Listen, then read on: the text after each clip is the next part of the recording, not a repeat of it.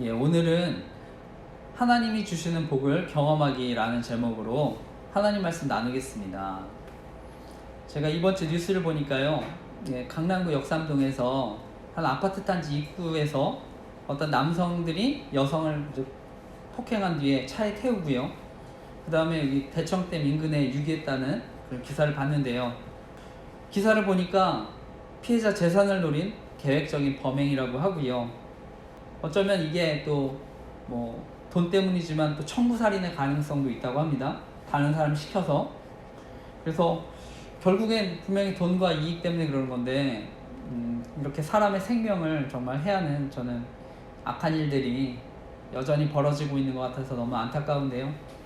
근데 오늘날 이런 모르는 사람뿐만이 아니라 사실은 가족들 가운데서도 돈 때문에 배우자나 부모나 자녀들 이렇게 살해도 하고 형제를 또 살해하고 이런 범죄들이 오늘날 점점 또 많아지는 것 같아서 너무나 안타까운데요.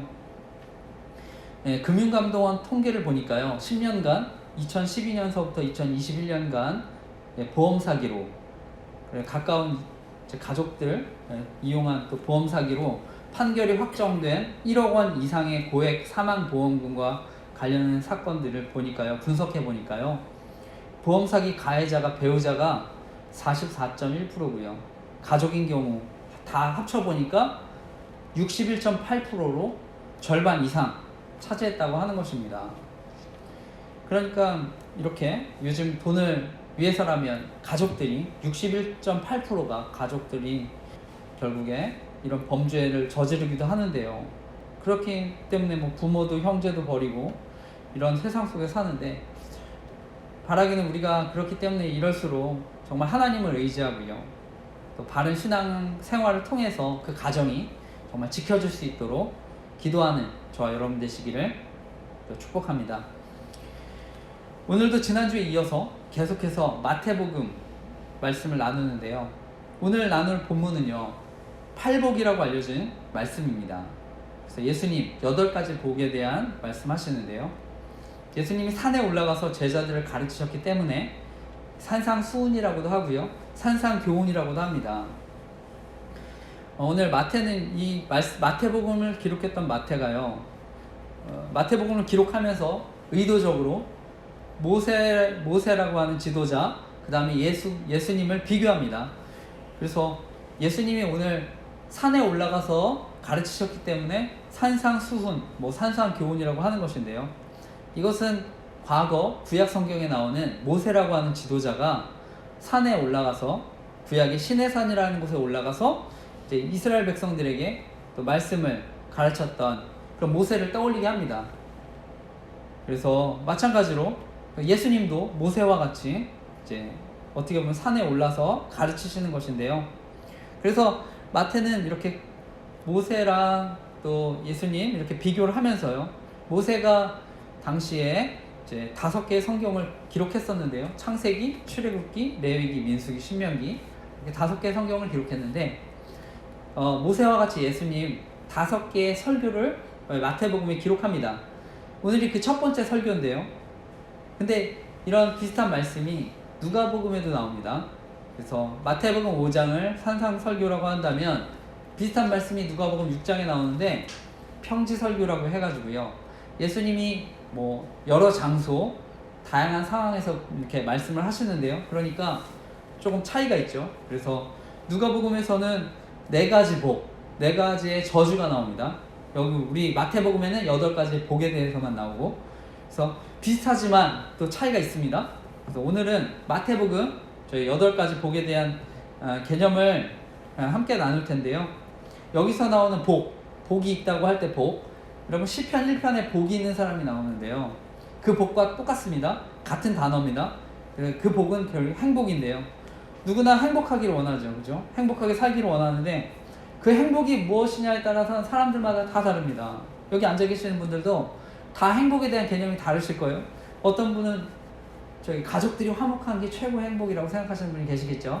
또 어떤 분은 내가 이렇게 충분한 어떤 재정적인 여유를 누리는 게 또 행복이라고 생각하실 수 있고요, 또 친구들 많은 게 또 행복이라고 생각하실 수 있는데요, 오늘 저는 예수님이 교훈하시는 진정한 복, 그것에 대해서 함께 나누기를 원합니다.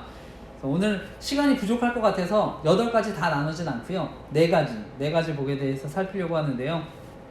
오늘도 하나님이 또 말씀을 통해서 저와 여러분 교훈하시고 또 저와 여러분의 삶을 인도해 주시기를 간절히 기도합니다.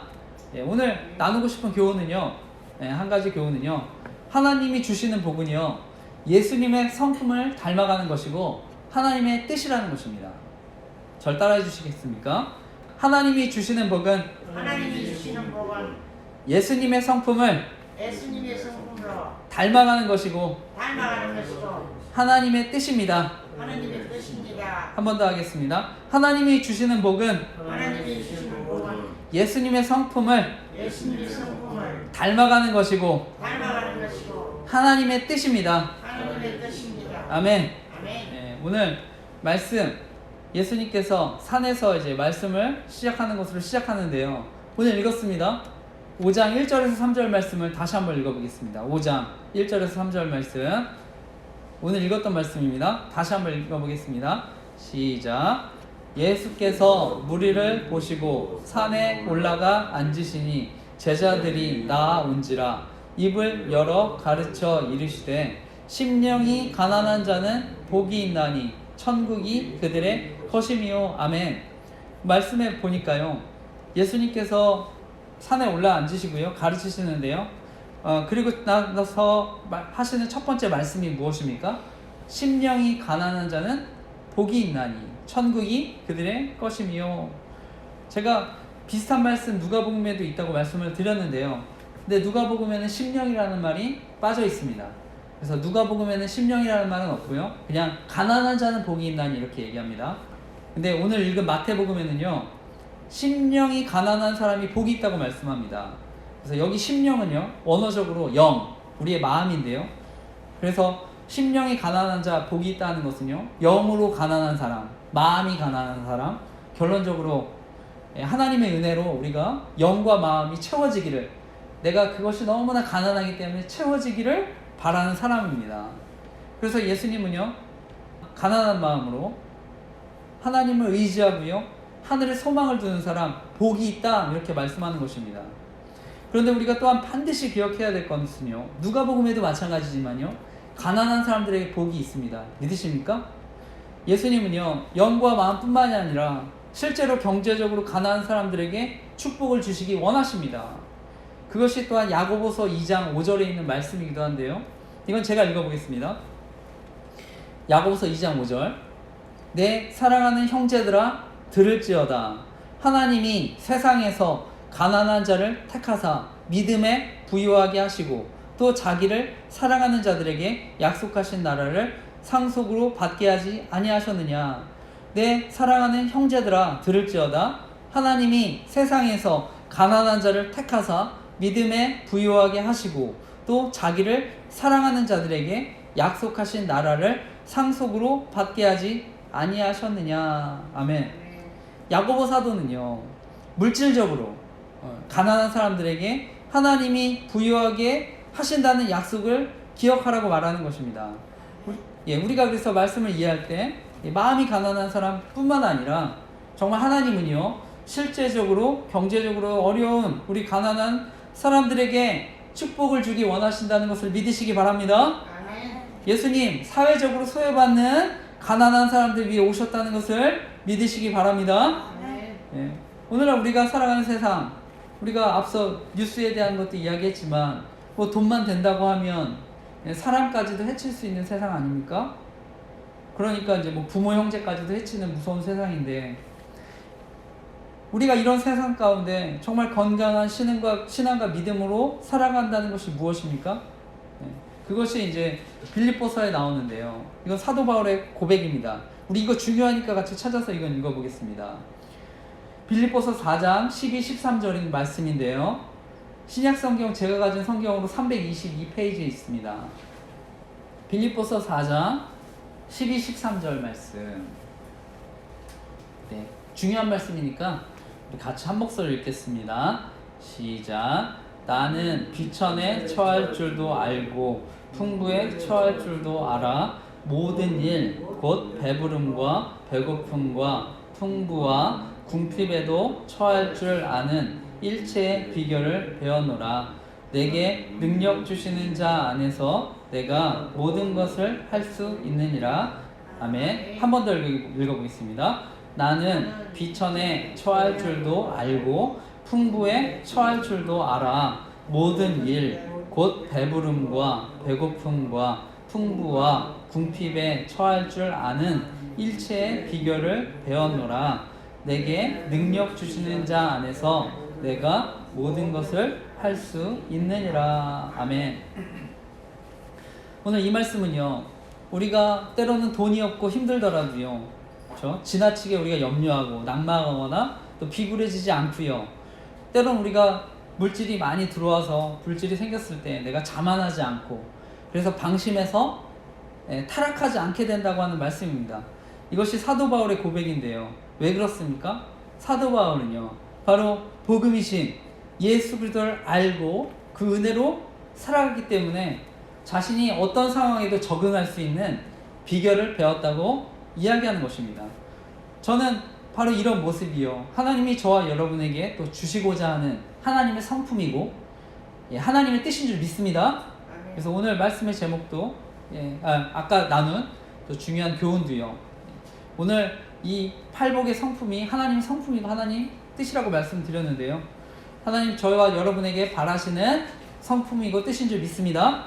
그래서 우리가 때로는 돈이 없더라도요, 위축되지 않고 우리가 부유해져도 또 힘든 이웃들을 돌아볼 수 있는 또 겸손한 모습으로 살아가는 저와 여러분 되시기를 간절히 기도하고 축복합니다.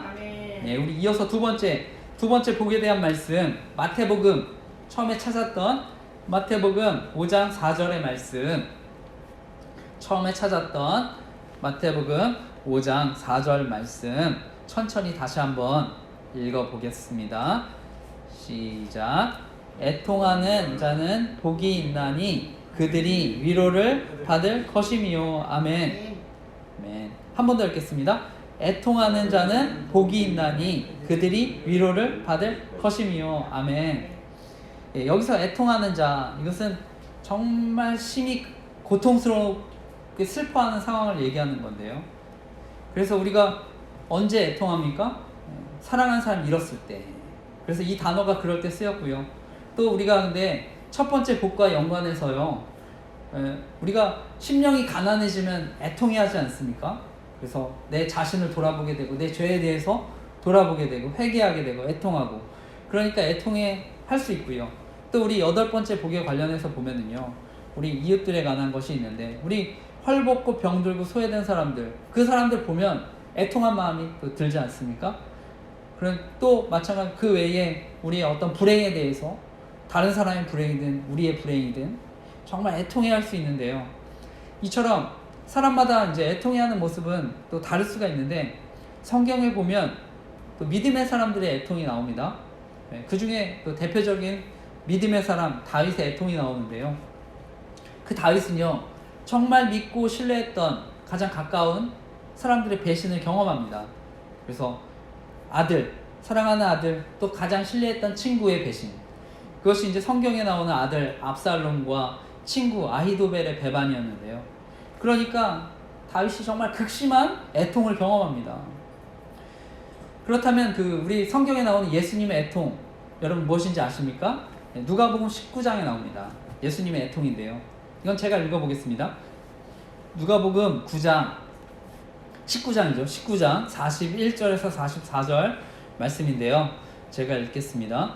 가까이 오사 성을 보시고 우시며 이르시되 너도 오늘 평화에 관한 일을 알았더라면 좋을 뻔하였거니와 지금 내 눈에 숨겨졌도다. 날이 이를지라 내 원수들이 토둔을 쌓고 너를 둘러 사면으로 가두고 또 너와 및 그 가운데 있는 내 자식들을 땅에 메어치며 돌 하나도 돌 위에 남기지 아니하리니 이는 내가 보살핌을 받는 날을 알지 못함을 이남이라 하시니라. 아멘. 이 말씀은요, 하나님이 예루살렘 성을 가시면서 그 성을 보면서 애통해하는 것입니다. 먼저 첫 번째로는요, 이 도시의 이름이 예루살렘 평강의 성인데 진정한 평안이신 예수님이 오셨음에도 알아보지 못하는 것, 진정한 평안을 알지 못하는 것, 그 주민들을 바라보면서, 그 성을 바라보면서 느끼는 애통이고요. 그리고 장차 있을 심판, 그래서 정말 예루살렘에 돌 하나 남지 않을 그 심판을 경험하거든요. 끔찍한 심판을 경험합니다. 그것을 아니까 또 예수님은 정말 애통한 마음으로 우시면서 그 예루살렘 성을 바라보셨는데요. 이처럼 성경에 또 이런 애통이 나오고요. 저에게도 요즘 큰 애통함이 있었습니다. 그래서 제가 뭐 간단히 나눴습니다만, 또 기도 제목도 저는 나눴습니다만, 아내가 또 잘못된 복음, 또 영성 운동을 받았었거든요. 그것이 또 가정과 사역에 큰 어려움이 또 있었는데요. 그러니까 교회가 크게 흔들렸는데요. 그래서 저한테는 이 가정에 대한 또 사역에 대한 정말 애통함이 있습니다. 그래서 제가 이제 조직 스토킹 피해자들 카페를 만들어 돕고 있었는데요. 사실 제일 방해한 사람이 또 아내였습니다. 그러니까 이제 저에게는 가장 큰 기도 제목이고 또 애통이었는데요. 여러분들에게는 어떤 애통함이 있으십니까? 근데 중요한 것은요, 성경에 보니까 애통하는 사람에게 복이 있다고 말씀하십니다. 왜 복이 있다고 말씀하십니까? 바로 위로를 받을 것이기 때문이라고 합니다. 하나님께서 친히 위로해 주신다고 말씀하는 것입니다. 그 마음의 상처를 위로해 주시고 어루만져 주신다고 하는 것입니다. 때로는 우리가 사랑하는 사람들을 잃어서, 또 세상살이가 만만치 않아서, 또 경제적으로 그렇게 너무 힘들어서, 또 신앙생활하는 가운데 또 교회와 가정의 어려움 때문에 뭐 여러 가지 이유들로 우리가 또 애통함이 있을 수 있는데요. 이런 애통함, 또 하나님의 위로를 경험하는 통로가 되는 줄 믿습니다. 그래서 제가 대학 청년 시절에 예수님 만나기 이전에 저에게 큰 애통함이 있었는데요. 제가 군대에 제대해서 보니까 아버지가 이제 살던 집에 계약을 또 잘못해가지고 경매로 넘어가게 됐어요. 게다가 아버지가 녹내장 새겨가지고 수술을 하게 돼야 되는 상황에 제가 정말 참담한 심정이었습니다. 너무 큰 애통이 있어가지고 제가 그리고 수련회에 참석했는데요. 그때 하나님을 인격적으로 만나게 되었습니다. 정말 애통해 하는 가운데 저를 위로해 주시고, 그 뒤에 제가 너무 이제 많은 은혜들 경험하면서 지금 목회자가 돼서 여러분에게 이렇게 간증도 하고 있는데요. 여러분 삶을 정말 송두리째 흔드는 여러분 애통함 있으십니까? 만약에 이런 애통함 속에 여러분 하나님의 위로를 경험할 수 있다면, 그래서 하나님을 깊이 만난다면 그것이 진정한 축복이 된다는 것을 믿으시기 바랍니다. 아멘. 이어서 세 번째 복에 대한 말씀 5장 5절입니다. 5장 5절도 같이 읽겠습니다. 시작. 온유한 자는 복이 있나니 그들이 땅을 기업으로 받을 것이미요. 한 번 더 읽겠습니다. 온유한 자는 복이 있나니 그들이 땅을 기업으로 받을 것이미요. 아멘. 여기서 온유한 자, 이건 원어적으로요, 가난한, 또 괴로움 당하는, 뭐 겸손한, 이런 거 다 포함합니다. 그런데 중요한 것은요, 그냥 단순히 마음이 부드러운 사람, 이런 것하고는 조금 차이가 있는데요.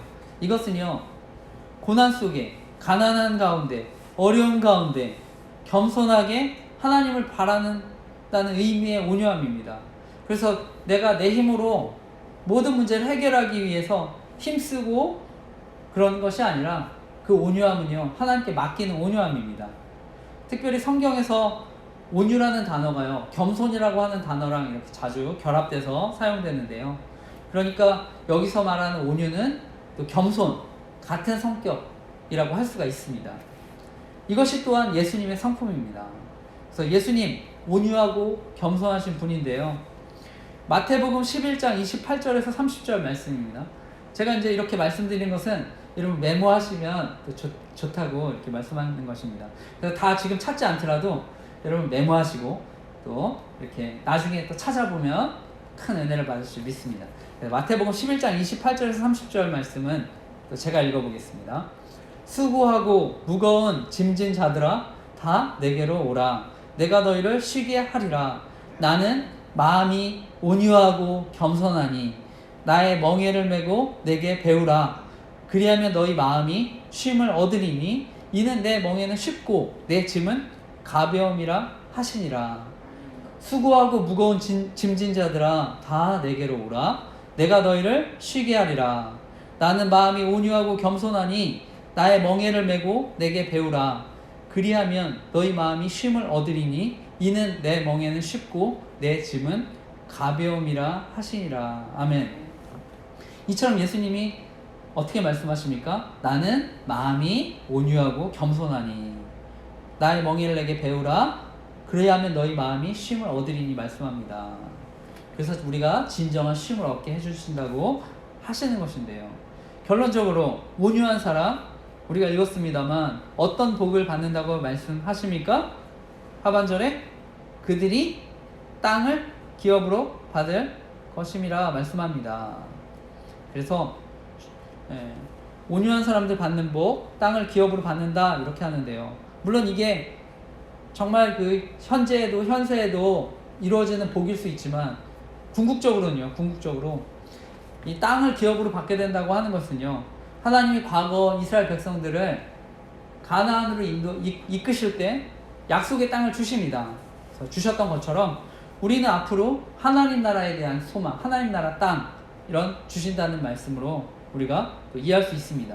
그래서 앞으로 장차 저와 여러분이 상속받게 될 영원한 땅, 그래서 과거에 가나안 땅에 이스라엘 백성이 들어갔던 것처럼 우리가 없어질 땅이 아니라 앞으로 우리에게 줄 땅은요 영원히 없어지지 않을 새하늘과 새 땅 하나님 나라 우리가 기업으로 받게 되는 줄 믿습니다. 그리고 또한 제가 한 가지 더, 여기서 온유한 사람이라고 하면은요, 여기 성경의 온유함은요 강인함, 또 의지도 포함합니다. 이것은 그래서 내가 절제하는 힘, 그것도 온유라고 할 수 있는데요. 민수기에 보면 그 모세의 온유함이 나오는데요. 민수기 12장 3절에 이 사람 모세는 온유함이 지면의 모든 사람보다 더하더라 이렇게 얘기합니다. 우리 젊은 시절에 모세라고 하는 사람은요, 이집트 왕자로 자라서요 강한 힘이 있었던 사람이고요, 지식적 학문적으로 나이 40에 아주 탁월했던 사람인데요.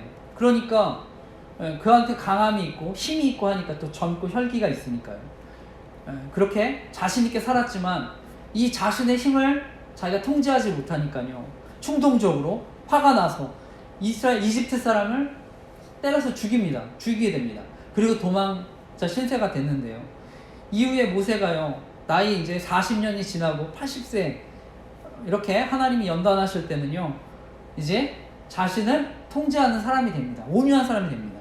그래서 성경은 나중에 더 나이가 많고 그 백성을 인도했을 때 모세를 온유함이 지면의 모든 사람보다 더했다고 이제 얘기하게 되는 것인데요. 그러니까 이렇게 이제 나이가 들고 절제할 수 있는 그 힘, 이것이 또 온유라고 할 수 있는데요. 이 온유는 그렇기 때문에 믿음도 같이 가는 것입니다. 그렇기 때문에 우리 예수님이 온유하고 겸손했기 때문에 저는 그래서 십자가도 견딘 줄 믿습니다. 우리도 마찬가지. 그래서요, 우리가 좁고 힘든 길이지만 우리가 온유함으로 이 세상을 우리가 살아가게 된 줄 믿습니다. 여러분, 우리가 살다 보면은요 정말 온유함 지키기 힘들 때 있죠. 우리 믿음과 신앙을 정말 지키기 어려운 순간들도 있습니다. 하지만 우리가 정말 온유함으로 이런 환경, 어려움 뛰어넘어서 하나님이 선을 이루실 것을 우리가 믿고 의지하며 살아가는, 하나님만을 의지하며 살아가는 저희 여러분 되시기를 또 간절히 기도하고 축복합니다. 아멘. 오늘 마지막 곡입니다. 마지막 곡 5장 6절 말씀인데요, 같이 읽겠습니다.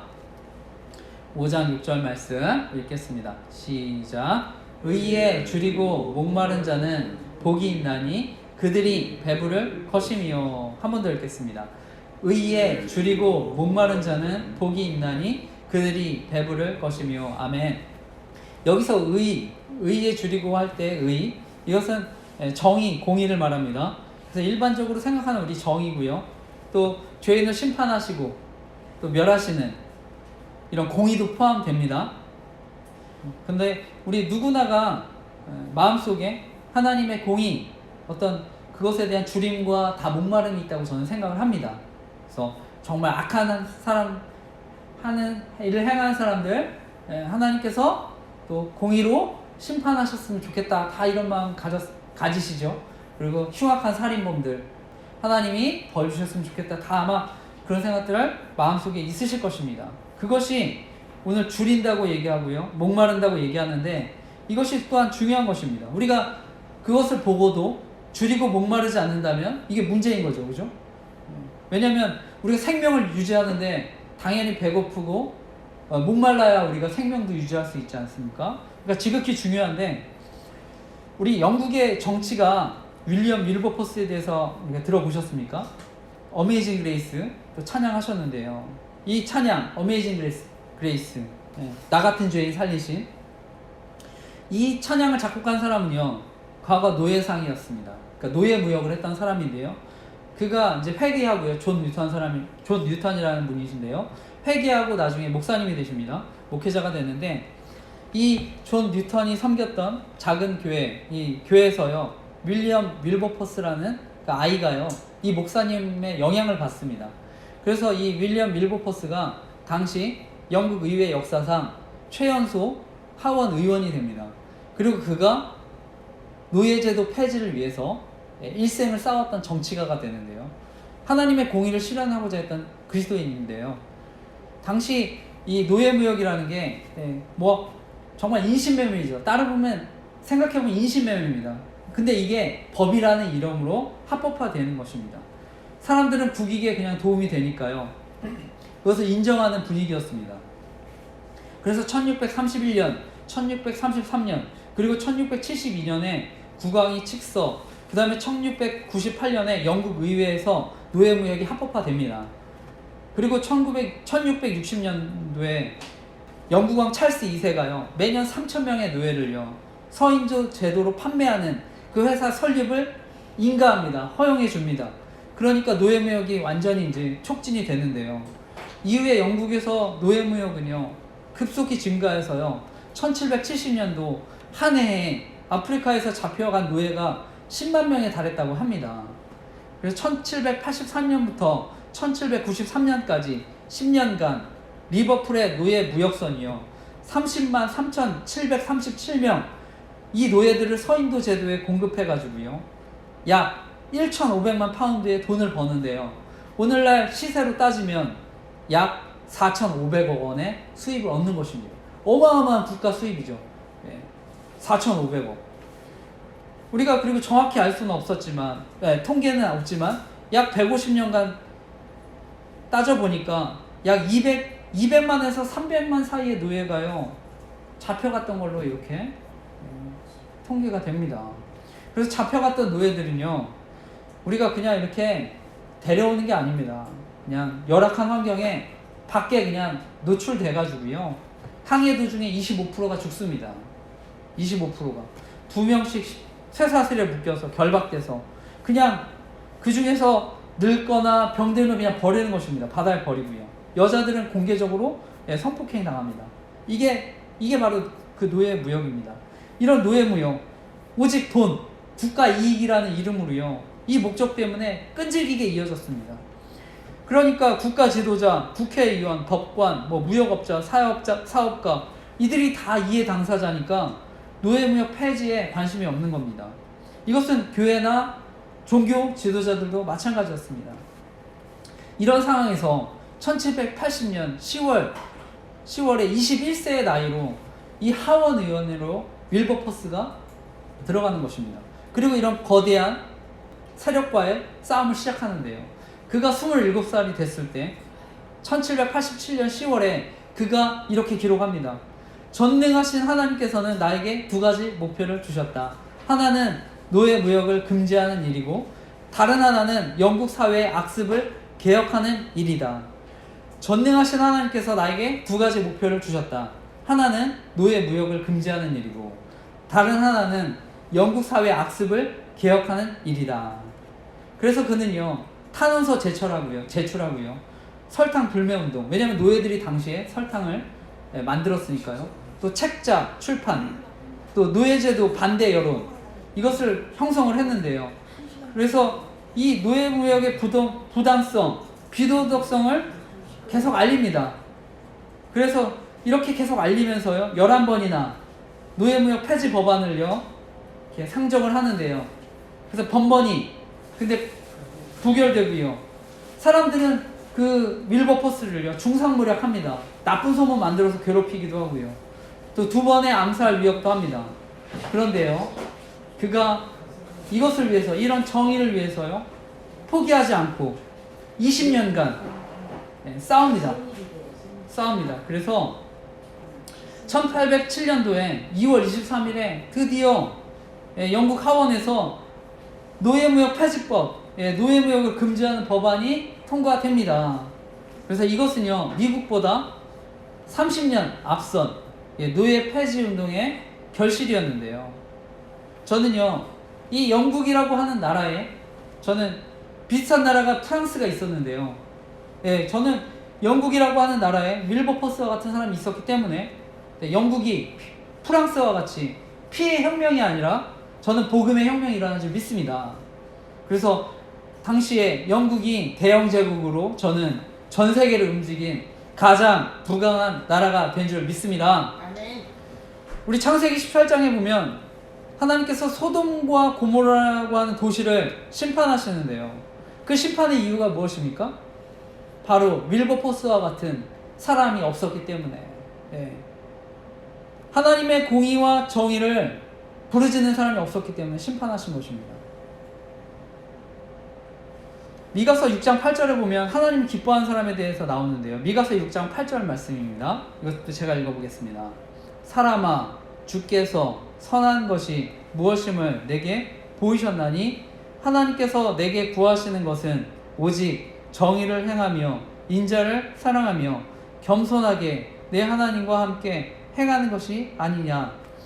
사람아, 주께서 선한 것이 무엇임을 내게 보이셨나니 여호와께서 내게 구하시는 것은 오직 정의를 행하며 인자를 사랑하며 겸손하게 내 하나님과 함께 행하는 것이 아니냐. 아멘. 하나님, 저와 여러분에게 요구하는 것이 무엇입니까? 의를 행하고 하나님을 사랑하고 겸손하게 하나님과 행하는 것이라고 말씀합니다. 저는 이것이 또한 하나님께서 마태복음 6장 33절에 말씀하시는 하나님의 나라와 의를 구하는 삶인 줄 믿습니다. 그런즉 너희는 먼저 그의 나라와 의를 구하라. 그리하면 이 모든 것을 너희에게 더하시리라. 그런즉 너희는 먼저 그의 나라와 의를 구하라. 그리하면 이 모든 것을 너희에게 더하시리라. 아멘. 요즘에 우리가 뉴스를 보면은요, JMS 정명석, 이런 분들의 성범죄를 보면 우리가 느끼는 분노, 아픔이 무엇입니까? 바로 하나님 심판에 대한 주림과 목마른 아닙니까? 어떻게 보면 이 땅에서 완전히 해결되지 못한 세상의 불의, 굶주림, 그것이 저에게도 있어서요. 제가 약자들, 또 정보통신 범죄, 또 조직 스토킹, 또 성범죄로 고난당하는 사람들 위해서 제가 기도하고, 그렇기 때문에 제가 네이버에 또 그 피해자들 극단적인 선택하지 않도록 제가 생명지킴이 카페 만들어서 또 돕고 있는데요. 특히 저는 목회자들이 조직 스토킹 범죄라든지 성범죄에 가담하는 경우는요, 훨씬 더 큰 영향력을 갖는다고 생각합니다. 우리 JMS 정명석 보면 알지 않습니까? 언론인이든 법조인이든 이렇게 도와주는 사람들도 많은데요. 저희 교단에서도요, 청년 설교로 유명했던 목사님, 그분이 이제 성범죄를 저지르고요, 대법원에서도 이제 판결이 났습니다만 결국에는 그분을 돕는 사람들이 엄청 많은 것 같습니다. 법조인들도 있고 그 교회에 영향력이 있으니까. 그래서 결국에 그분이 다시 이제 개척하고 다시 이렇게 지금도 강단에 서는 것을 보게 됐는데요. 많은 사람들 어쩌면 부와 명예, 그것을 위해서 이렇게 정의와 공의, 그것은 이제 무시하면서도 살아가긴 하는데요. 무엇보다 하나님이 정말 다시 오실 때는요, 분명히 완전한 공의와 정의를 실현해 주시는 줄 믿습니다. 그것이 요한계시록 22장 11, 12절 말씀입니다. 제가 읽겠습니다. 요한계시록 22장 11, 12절 말씀. 불의를 행하는 자는 그대로 불의를 행하고, 더러운 자는 그대로 더럽고, 의로운 자는 그대로 의를 행하고, 거룩한 자는 그대로 거룩하게 하라. 보라, 내가 속히 오리니 내가 줄 상이 내게 있어 각 사람에게 그가 행한 대로 갚아주리라. 불의를 행하는 자는 그대로 불의를 행하고, 더러운 자는 그대로 더럽고, 의로운 자는 그대로 의를 행하고, 거룩한 자는 그대로 거룩하게 하라. 보라 내가 속히 오리니 내가 줄 상이 있어 각 사람에게 그가 행한 대로 갚아 주리라. 아멘. 오늘 말씀을 마치면서요, 결론적으로 오늘 나누고 다음 주 나눌 8가지 복에 대한 말씀은요, 예수 그리스도의 성품과 관련된 말씀입니다. 그래서 하나님의 성품이고 하나님의 뜻이라고 할 수 있는데요, 이것이 또한 오늘 말씀에 최종적으로 제자들 산에 올라서 제자들에게 하시는 말씀인데 또 저와 여러분에게 하시는 말씀인 줄 믿습니다. 성경이 말씀하는 복, 오늘 세상적인 복과 다릅니다. 그래서 말씀 나눴지만 심령이 가난한 자, 애통한 자, 온유한 자, 의에 줄이고 목마른 자, 오늘 복이 있다 말씀하십니다. 그래서 우리가 볼 때는 뭐 행복할 수 없는 상황인데도 이것이 하나님 복이라고 말씀하십니다. 저와 여러분, 저는 여러분의 모든 상황은 다 알 수 없지만 또 하나님 여러분 가운데 지금 심령이 가난하다면, 여러분 가운데 애통하다면, 의에 줄이고 목마르고 있다면, 그래서 여러분 온유하게 살려고 애쓰고 계신다면 하나님이 여러분 복 주시고 위로해 주신다고 믿습니다. 그래서 살아가는 동안 답답하고 우리가 어려운 일들, 고통스러운 일을 만나게 되지만 하나님의 위로는 여러분 근본적인 또 우리 위로를 가져온다고 믿습니다. 그래서 무엇보다 좌절하지 않게 만든다는 것을 믿습니다.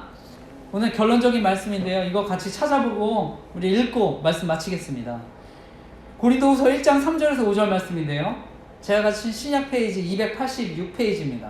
고린도후서 1장 3절에서 5절 말씀 같이 읽겠습니다.